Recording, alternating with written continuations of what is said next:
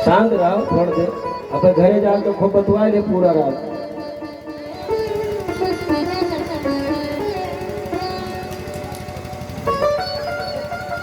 बोले भागवत भगवान की जय। कल ही बताए थे कि कथा में हनुमान जी महाराज बैठते हैं और किसके बगल में बैठे होंगे तो भैया हम आप तो देख नहीं सकते और हल्ला मचावे लगे तो बगल हनुमान जी बैठे कथा में डिस्टर्ब अगर भवा तो हनुमान जी का करे तुम्हें सब जानो। बोलो भागवत भगवान की जय। तो नारद जी उस भिखारी के पास गए और पूछे भैया आप ये कब से भीख मांगते हैं? तो उस भिखारी ने कहा कि महाराज ये जब से मैं होश संभाला हूँ तब से इसी चौराहे पर बैठ करके भीख मांगता हूँ, क्योंकि हमारे कुल की परंपरा चली गई। हमारे बाबा पर बाबा हमारे पिताजी कितना मिल जाता है, सुबह से शाम तक बैठा रहता हूँ, शाम तक खाने भर का मिल जाता है। नारद ने कहा ठीक है मैं एक पत्र लिख करके तुमको देता हूँ, एक पत्र ले जाकर के कुबेर को दे देना और तुमको जितना भी धन संपत्ति की आवश्यकता होगी वो दे देंगे, अपना करके तुम धंधा बिजनेस कर लेना। भिखारी ने कहा ठीक है बाबा। नारद जी का पत्र लेकर के वो कुबेर के यहाँ पहुंचा। कुबेर नारद जी का पत्र देख करके अपने सेवकों को आज्ञा दिए कि इसके कमंडल में जितना हीरा मणि जवाहरात आ जाए बहुमूल्य रत्न इसके कमंडल में भर दो। कुबेर के सेवक उस भिखारी को लेकर के गए, खजाने से उस कमंडल में हीरा मणि जवाहरात भरने लगे और सुबह से शाम तक उस कमंडल में भरते गए। कमंडल तो खाली का खाली रहा और साथ में कुबेर का एक खजाना भी खाली हो गया, लेकिन कमंडल भरा नहीं। दूसरे दिन दूसरे खजाने में नंबर लगा, सुबह से शाम तक उस कमंडल में सेवक भरते रहे, खजाना खाली हो गया लेकिन कमंडल भी नहीं भरा, कमंडल भी खाली का खाली ही रहा। तीसरे दिन तीसरे खजाने में नंबर लगा, सेवक भरते जा रहे हैं, कमंडल भर ही नहीं रहा है। तीसरे दिन नारद जी उसी रास्ते से होकर के गुजरे, भिखारी दिखाई न पड़ा तो नारद जी समझे कि शायद भिखारी गया था कुबेर के यहाँ, पत्र लेकर के गया और उसको धन मिल गया होगा, कहीं अपना धंधा बिजनेस कर लिया होगा, अपना वो सुखमय जीवन व्यतीत कर रहा होगा। तो चलते चलते कम से कम कुबेर को धन्यवाद तो दे ही दूं। तो इस भाव से नारद जी अलकापुरी में पहुंचे और कुबेर जी नारद जी को देख करके उनके चरणों में साष्टांग लेट गए। नारद जी ने कहा भैया क्या बात है, इतना घबराए हुए क्यों हो? कुबेर ने कहा कि बाबा आपको तो पता ही है, यदि मैं एक खजाना खोल दूं तो एक खजाने से तीनों लोगों के लोग हर प्रकार से सुखी संपन्न हो जाए। एक खजाने से तीनों लोगों के लोग हर प्रकार से सुखी संपन्न हो जाएं। कि आज तीसरे दिन तीसरा खजाना भी खाली होने वाला है, लेकिन जिसको आप भेजे थे उसका कमंडल अभी खाली का खाली है। नारद जी भी चकित हो गए कि कुबेर का खजाना खाली और उस भिखारी का कमंडल भी खाली, भरा नहीं। चलो देखे। नारद जी उस भिखारी से कमंडल मांगे, भैया लाओ कमंडल तुम्हारा, देखे तो इसमें कौन सा जादू है। और कमंडल पलट करके जब नारद जी ने देखा तो कुबेर से नारद जी ने कहा कि तुम्हारे जैसे 1000 कुबेर आ जाए तब भी इस कमंडल को नहीं भर सकते। क्यों? क्योंकि इसमें मानव की खोपड़ी लगा है, मानव की खोपड़ी कभी भरने वाला नहीं है। जिसके पास में 1000 है वो करोड़ की काम, वो लाख की कामना करता है, लाख जिसके पास है करोड़ की कामना करता है, करोड़ जिसके पास में अरबों की कामना करता है। जिसके पास में जितना है उससे उसकी तृप्ति नहीं, उससे अधिक और पाने की हमेशा इच्छा उसके मन में बनी रहती है। नारद जी ने कहा कि इसके कमंडल में मानव की खोपड़ी लगा हुआ, इसको तुम क्या, तुम्हारे जैसे 1000 कुबेर आ जाए तब भी नहीं भर पाएंगे।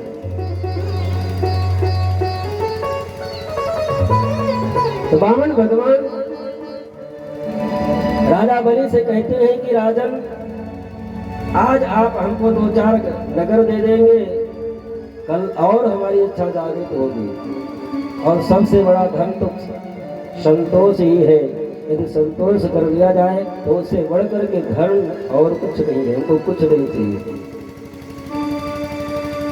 और आप कह रहे हैं कि मैं आपका विवाह करवा दूं, चलो ठीक है, मैं विवाह करने के लिए तैयार हूँ, लेकिन विवाह कर लूंगा तो विवाह करने के बाद में बच्चे भी होंगे। हमारा विवाह करेंगे तो बच्चे क्यों नहीं होंगे? तो उनके पढ़ने लिखने की व्यवस्था, अपना दैत्य का विद्यालय है उसी में पढ़ेंगे लिखेंगे, रहने की बढ़िया सुंदर आपके लिए महल एक बनवा देंगे रहना।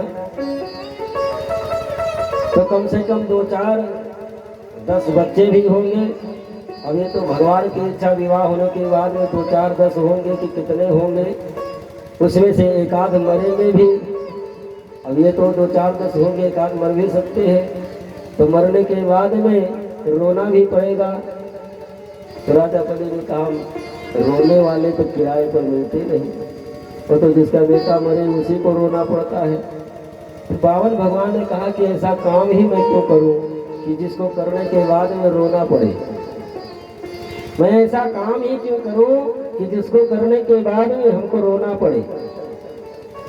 एक बहुत पुरानी बात है, उस समय की एक घटना है कि जब इतना रोड और गाड़ी संसाधन की व्यवस्था नहीं हुआ करती थी। एक भाई साहब का विवाह तय हो गया, तो घर वालों ने पत्र लिख करके भेजा कि आप घर आ जाइए और फला तारीख को बरछकाई है, फला तारीख को तिलक है, फला तारीख को विवाह, ऐसा पत्र में लिख करके उसके पास भेज दिए।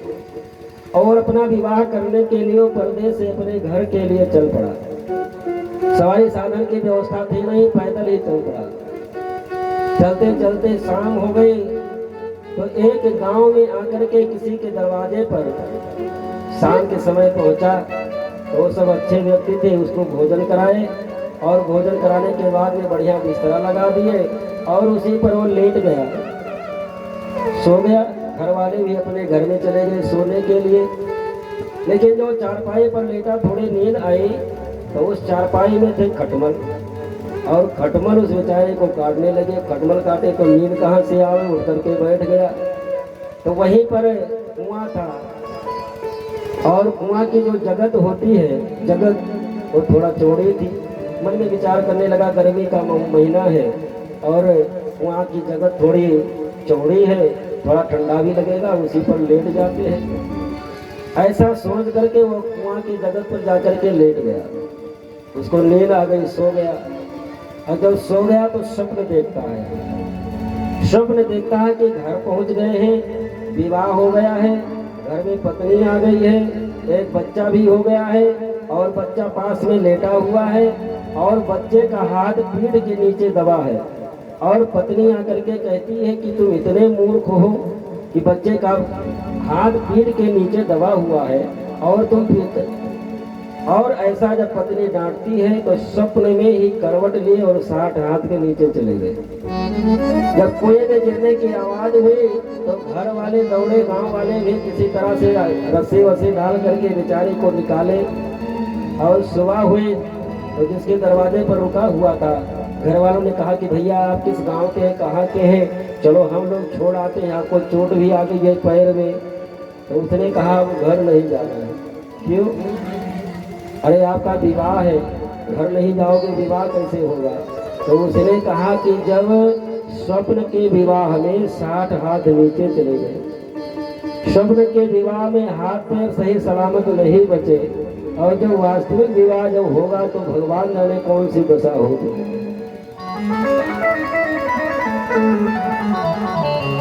बावन भगवान ने कहा ये सब विवाह इत्यादि के चक्कर में हमको नहीं पड़ना है, ना तुमसे हमको कुछ चाहिए। राजा बलि ने कहा नहीं प्रभु, ब्राह्मण देवता आपको कुछ ना कुछ तो जरूर लेना पड़ेगा। तो बावन भगवान ने कहा कि ठीक है, यदि आप बहुत जिद कर रहे हैं तो चलो ठीक है, हमारा संकल्प भी न टूटे और आपकी अभिलाषा भी रह जाए। इसलिए आप हमको 3 पग भूमि दे दो बस, इसके अलावा और हमको कुछ नहीं चाहिए। तस्मात् त्वतो महीमीसा, तस्मात् त्वतो महीमीसा शृणोऽहं वरवर्धस्वात् पदानि त्रीण दैत्येन संवितानि पदं मम। हमको 3 पैर भूमि चाहिए और वो भी अपने ही पैर से मैं नापूंगा। राजा बलि मुस्कुराते हुए कहने लगा कि महाराज मांगे भी तो 3 पैर भूमि, पग भूमि, और वो भी अपने पैर से 52 अंगुल का ही स्वरूप, थोड़ी सी इतनी तो जमीन बनी, इतनी जमीन में क्या कर पाओगे। बावन भगवान ने कहा कि 3 पैर भूमि हम इसलिए आपसे कह रहे कि आपकी इच्छा भी पूर्ण हो जाए, हमारा संकल्प भी न टूटे, अपनी जमीन हो जाएगी, अपना आसन लगाएंगे, कोई हमको हटाने वाला नहीं रहेगा, अपना बैठ करके भगवान का भजन करेंगे और बाकी क्या लेना देना। तो राजा बलि ने कहा ठीक है, यदि आपकी यही इच्छा है, जहाँ से चाहो वहां से नाप लो। बावन भगवान ने कहा ऐसे नहीं लेंगे, संकल्प करना पड़ेगा। संकल्प मतलब पक्का रजिस्ट्रेशन, फिर उससे मुकर नहीं सकते। जब संकल्प की बात आई तो शुक्राचार्य जी महाराज ध्यान धर करके देखे तो देखे कि ये कोई साधारण ब्राह्मण का कुमार नहीं है, ये तो स्वयं पूर्ण प्राप्त पार्वण परमेश्वर परमात्मा भगवान नारायण ये 52 का स्वरूप धारण करके आए हैं। और ये 3 पग भूमि का संकल्प राजा बलि करेगा और 2 ही पैर में तीनों लोगों को नाप लेंगे, तीसरा रखने के लिए जगह नहीं बचेगा और ये हमारा शिष्य एक बलि नरक में चला जाएगा। हमारा शिष्य है, नरक में न जाए, इसको बचाने के लिए कुछ ना कुछ उपाय तो करना ही पड़ेगा, क्योंकि गुरु का कर्तव्य होता है अपने शिष्य की हर प्रकार से रक्षा करना। देवासुर संग्राम में मारा गया था, अमृत संजीवनी विद्या के द्वारा तो इसको जीवित कर लिए थे, लेकिन यदि संकल्प को पूर्ण न कर पाया तो नरक में चला जाएगा। शुक्राचार्य जी महाराज राजा बलि से आकर के कहने लगे राजन, ये जो 52 अंगुल का स्वरूप धारण करके आए हैं जानते हो कौन है? ऐस वैरोचने साक्षात, ऐस वैरोचने साक्षात भगवान विश्वरत्मयाः। ये है वैरोचन नंदन भले कोई साधारण ब्राह्मण कुमार नहीं है, ये तो साक्षात स्वयं पार्वण परमेश्वर परमात्मा भगवान नारायण है। और ये कश्यपाद अर्धजातो देवानां कार्य साधका, ये देवताओं के कार्य करने के लिए कश्यप नंदन आदिति के द्वारा जन्म लेकर के आए हैं। और आप संकल्प करके दे देंगे 3 पग भूमि और ये 2 ही पग में तीनों लोगों को नाप लेंगे और तीसरा रखने के लिए जगह न बचेगा और आपको नरक जाना पड़ेगा। राजा बलि ने कहा कि गुरुदेव, आप जब तक धर्म पथ पर चलने के लिए आज्ञा दिया करते थे कभी मैंने मना नहीं किया, लेकिन आज आप हमसे झूठ बोलने के लिए कह रहे हैं, अधर्म पर चलने के लिए कह रहे हैं, वो मैं नहीं करूंगा। क्योंकि गुरु कभी अपने शिष्य को अधर्म पर चलने की सलाह नहीं देगा।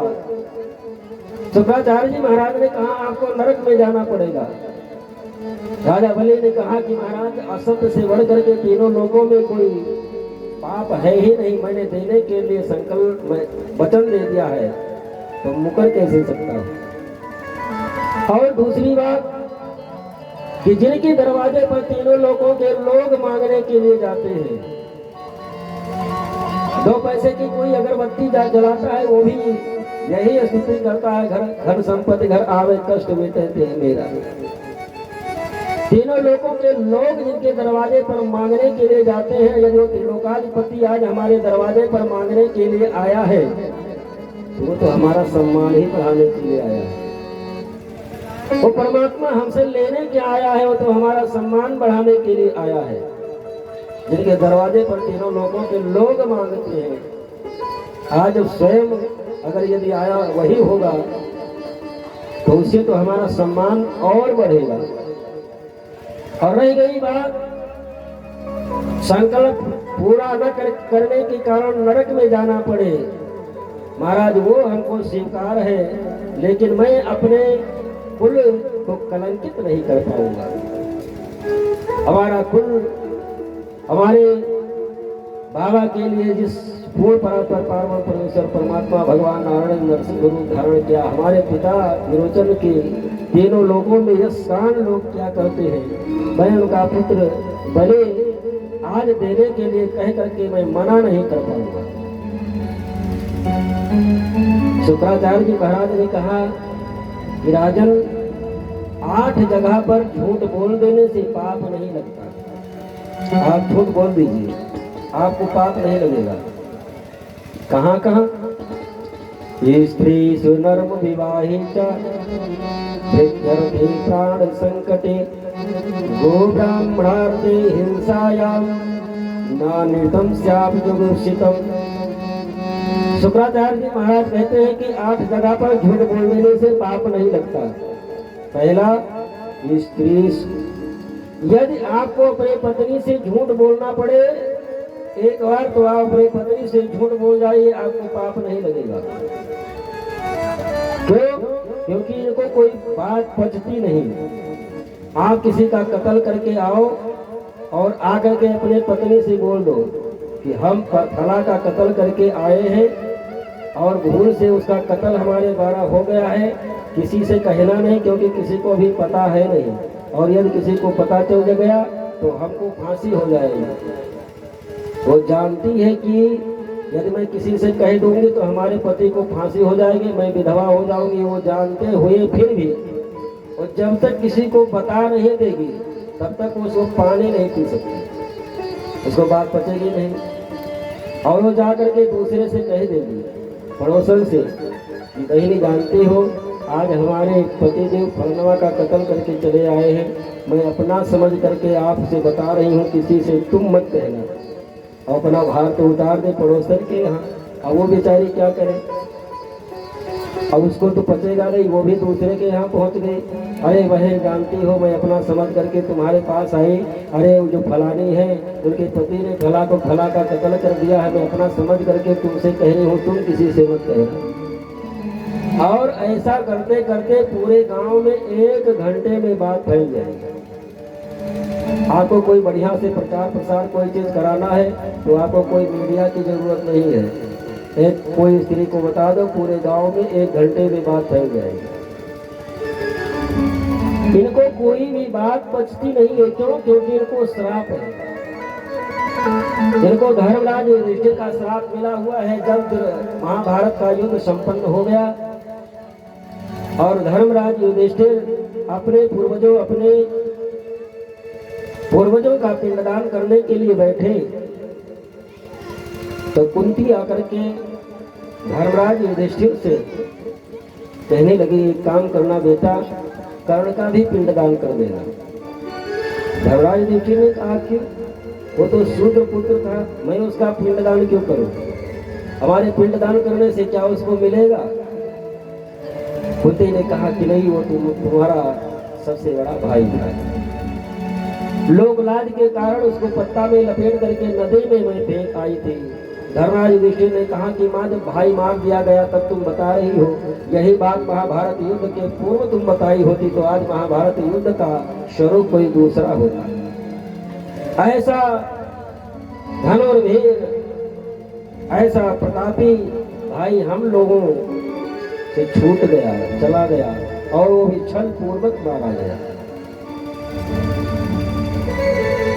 मैं श्राप देता हूँ, आज के बाद में कोई भी स्त्री अपने हृदय में बात को नहीं पचा पाएगी।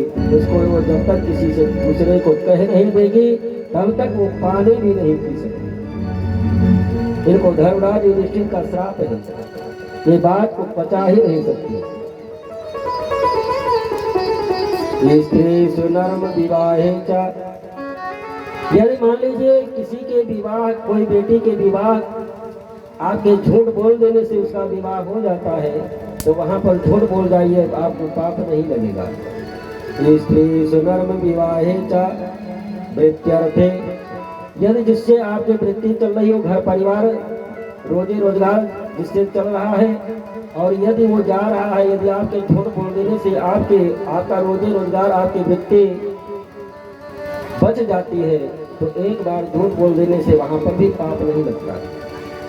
स्त्री सुनर्म विवाहे च वृत्त्यर्थे प्राण संकटे, और किसी का प्राण संकट में है, यदि आपके झूठ बोल देने से उसके प्राण की रक्षा हो जाती है, तो वहां पर भी झूठ बोल देने से पाप नहीं लगता।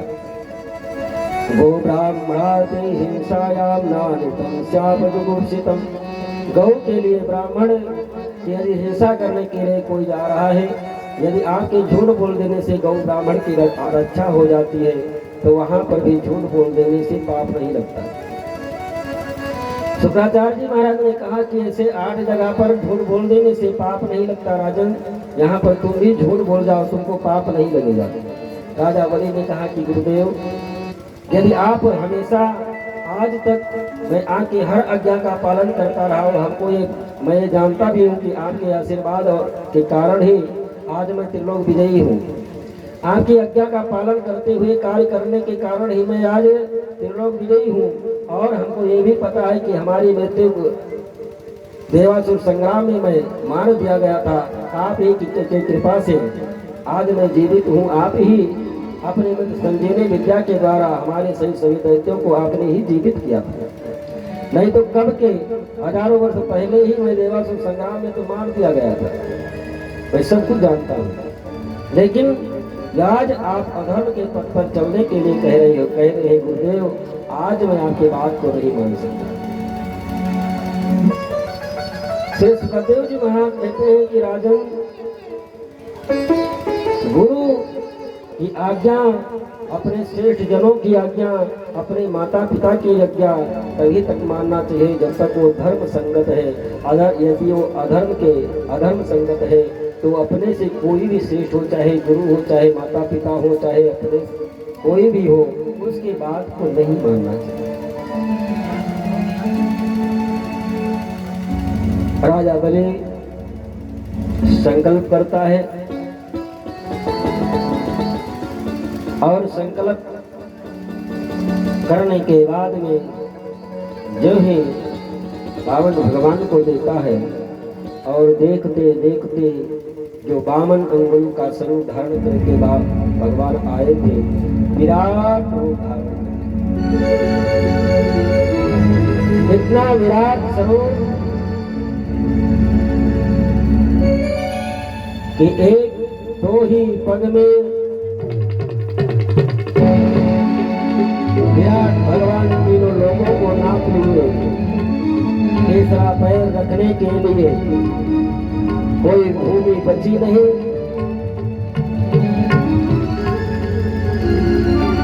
तो भगवान अपने गरुड़ को आदेश देते हैं, नाग घास में बांध करके राजा बलि को पटक दिए।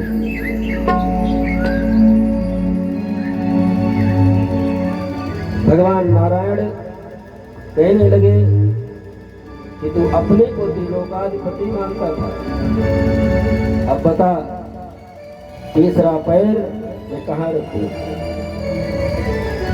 तीसरा पैर रखने के लिए कोई जगह बची नहीं, अब तुमको नरक में जाना पड़ेगा। राजा बलि कुछ बोल नहीं रहा।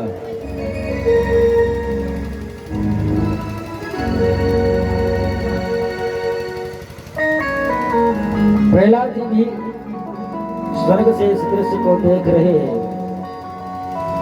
और उसके राजा बलि की पत्नी भी आई, भगवान से निवेदन करने लगे कि प्रभु आपने बड़ी कृपा की, आपने कृपा करके त्रिलोकाधिपति अपने कृपा से पतिदेव को बनाया, और आज सर्वस्व छीन लिया, ये आपने डबल कृपा की।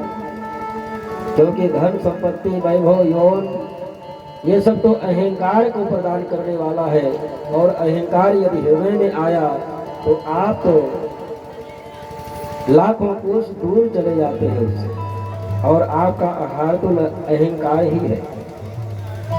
आपने इनके तीनों लोगों की संपत्ति को का हरण नहीं किया है, आपने तो इनके हृदय में जो अहंकार, थोड़ा सा अहंकार का बीज जो पनप रहा था उसको उखाड़ करके आपने फेंका है। आपने तो डबल कृपा की प्रभु कि आपने सब कुछ देने के बाद में, और देखते ही देखते एक क्षण में सब कुछ आपने छीन लिया।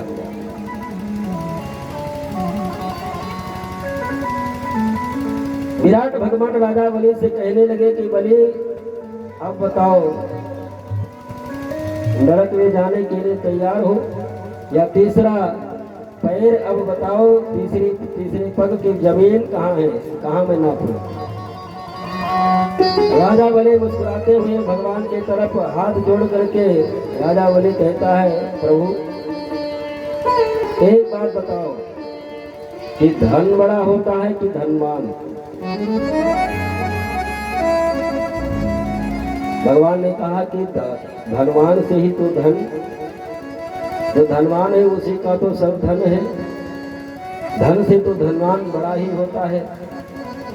तो राजा बलि ने कहा कि ये धनवान के धन को आपने दो पग में नापा है, और तीसरा पग तो आपके सामने धनवान पड़ा है, उसी को नाप लो। भगवान अपना तीसरा पैर राजा बलि के मस्तक पर रखते हैं। श्री सुखदेव जी महाराज कहते हैं कि राजन, जो सौभाग्य आज राजा बलि को प्राप्त हुआ, शायद ही तीनों लोकों में ऐसा सौभाग्य किसी को प्राप्त नहीं हुआ, और न आगे चल करके ऐसा सौभाग्य प्राप्त होगा जो त्रिलोकाधिपति भगवान नारायण जिसके मस्तक पर अपना पैर रखे हो, जिसको अपना संपूर्ण रूप से अपना लिए हो, जिसको पूर्ण रूप से अपना लिए हो, नाप लिए हो, ऐसा तीनों लोगों में कोई नहीं होगा। मारने वाला है भगवान, बचाने वाला है भगवान, मारने वाला है भगवान, बचाने वाला है भगवान, मारने वाला है भगवान, बचाने वाला है भगवान। बाल नवाता होता उसका, बाल नवाता होता उसका, रक्षक कृपा निधान, मारने वाला है भगवान, बचाने वाला है भगवान, मारने वाला है भगवान, बचाने वाला है भगवान।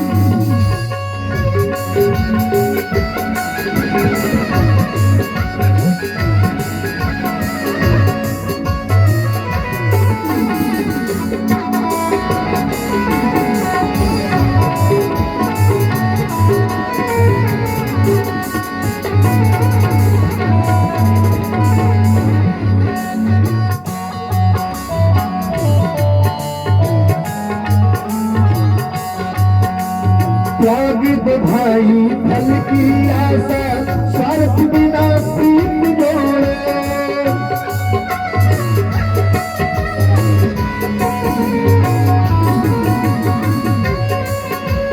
त्यागित भाई फल की आशा, स्वार्थ बिना प्रीत जोड़े, कल क्या होगा इस चिंता में, जगत पिता पर ही छोड़े।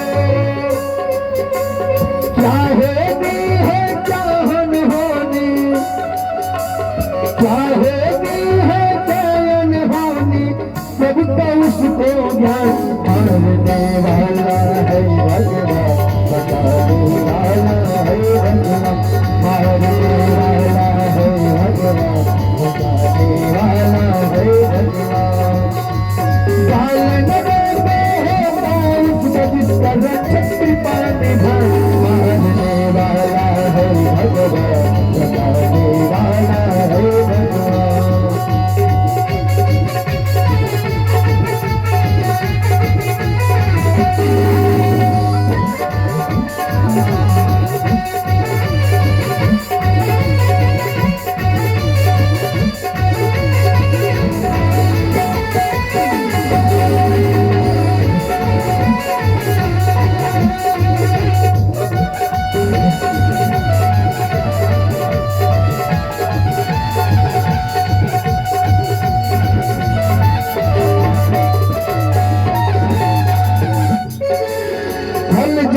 गगन आकाश कौन पर केवल उसकी सत्ता।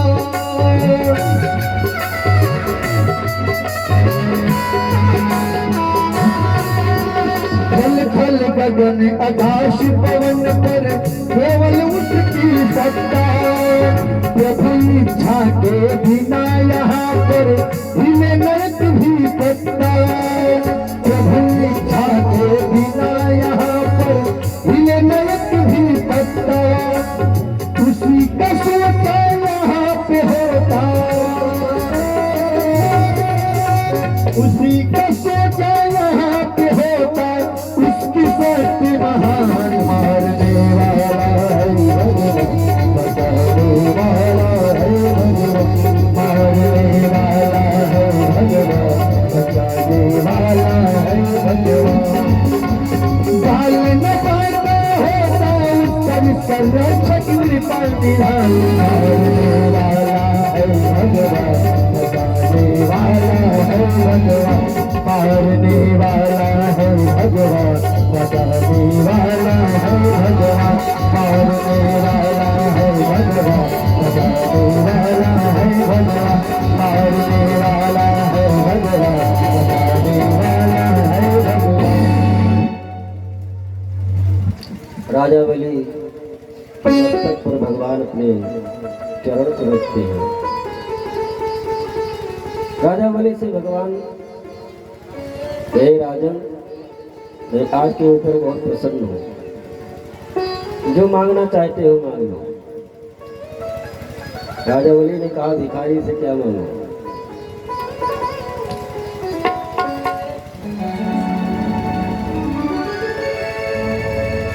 जो कोई अपने दरवाजे पर मांगने के लिए आए और उसी से मांगने लगो, कैसा लगेगा? राजा बलि ने कहा कि मैं भिखारी से क्या मांगू, मांगना कुछ नहीं है।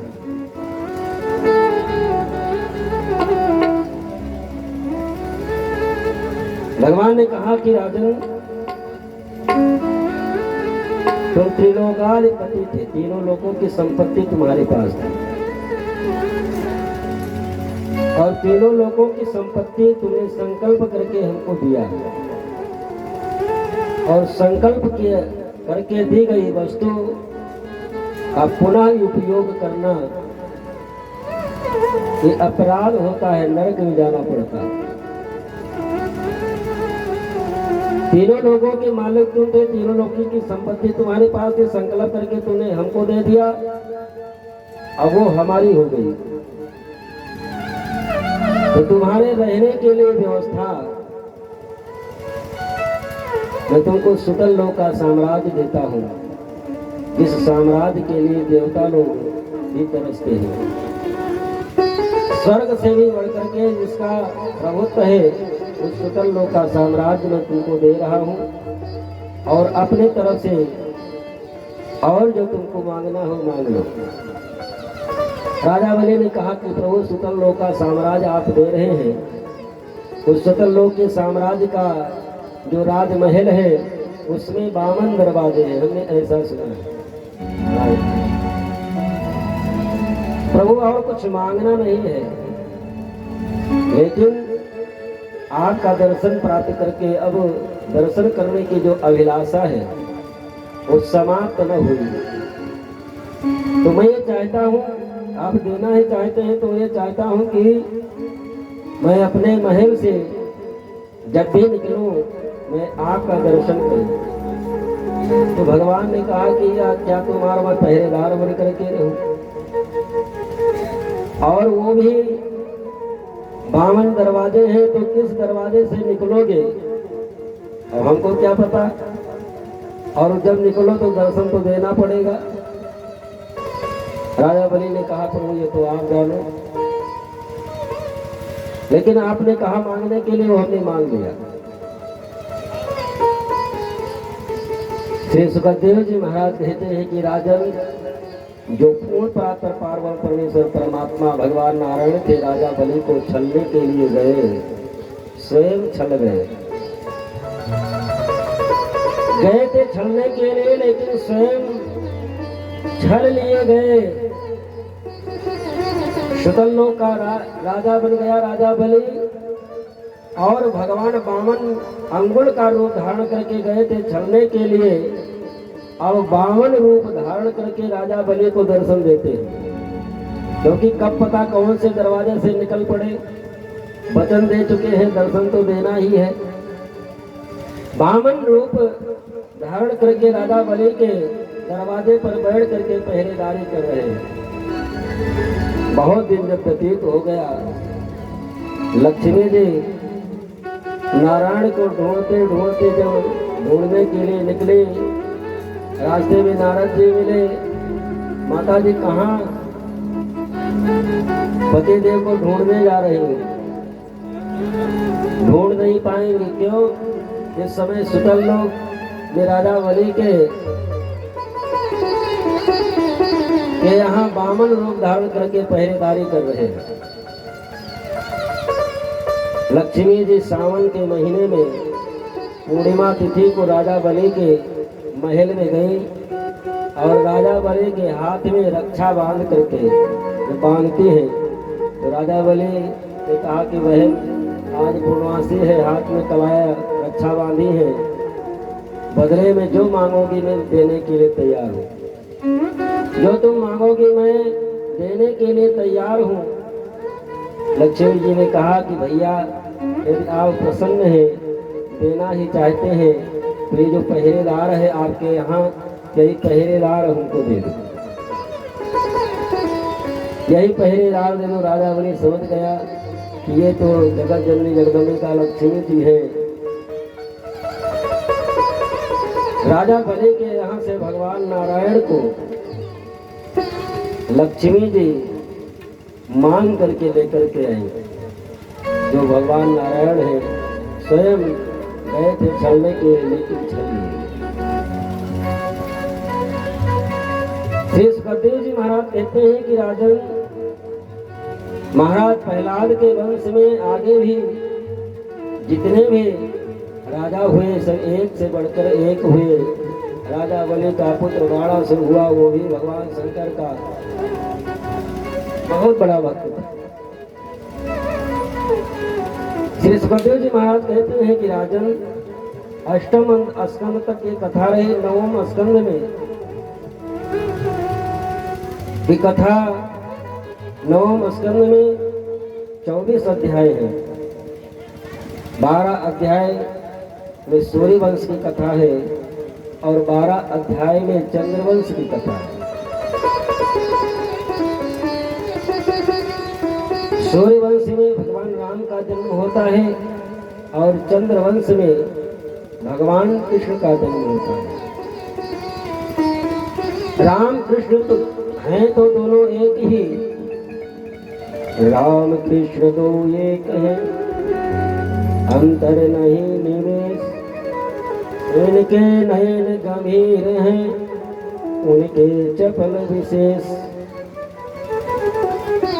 लेकिन श्री सुखदेव जी महाराज कहते हैं कि राजन कि कृष्ण कथा सुनने से पहले रामचरित्र को सुनना पड़ेगा, क्योंकि जब तक राम का चरित्र सुनोगे नहीं तब तक कृष्ण कथा समझ में आएगी नहीं, क्योंकि कृष्ण का चरित्र बड़ा टेढ़ा है। और राम ने जो किया है वो करने के योग्य है। राम जी ने जो किया है वही मानव का परम धर्म है। राम ने जिस धरातल पर आकर के जो कार्य किया है वही करने के योग्य है, और जो इस धरातल पर मानव के रूप में जो जन्म लिया सबको करना भी चाहिए। लेकिन जो भगवान कृष्ण ने किया है उसको करोगे तो बर्बाद होने में देर नहीं लगेगा। जो भगवान कृष्ण ने किया है वो करने के योग्य नहीं है, क्योंकि भगवान कृष्ण 6 दिन के थे, उतना विष लगा करके आई, उसका उद्धार करते हैं। 1000 फन वाले कालिया नाग के फन पर भगवान कृष्ण ने नृत्य किया है। घर में छोटा सा सांप निकला है तो लोग पूरा घर छोड़ करके घर खाली कर देते हैं। बाहर की कथा न बंद हुए, मैंने कीमत तो नहीं कुछ करो और मैं ये बंद कर दी कथा यार जय जय गोविंद गोविंद गोपाला जय जय गोविंद गोविंद गोपाला जय जय गोविंद गोविंद गोपाला मुरली मनोहर नंदलाला मुरली मनोहर नंदलाला जय जय गोविंद गोविंद गोपाला जय जय गोविंद गोविंद गोपाला गोविंद गोविंद गोपाला गोविंद गोविंद गोपाला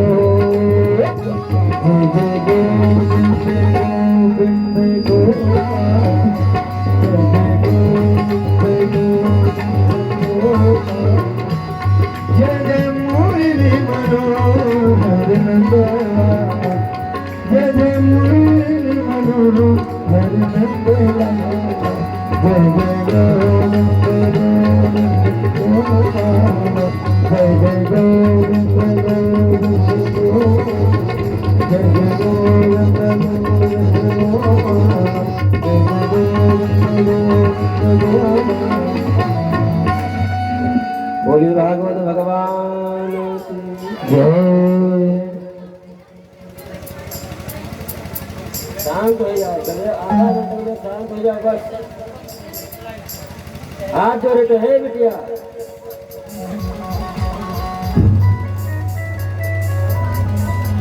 नाम बंदो का बंद कर दे कथा।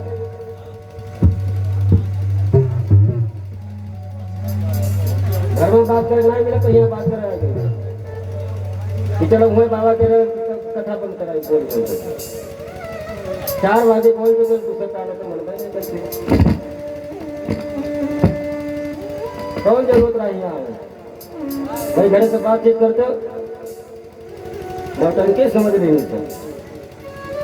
नौटंकी नहीं हो रही है, नौटंकी वाले बाबा हम नहीं है।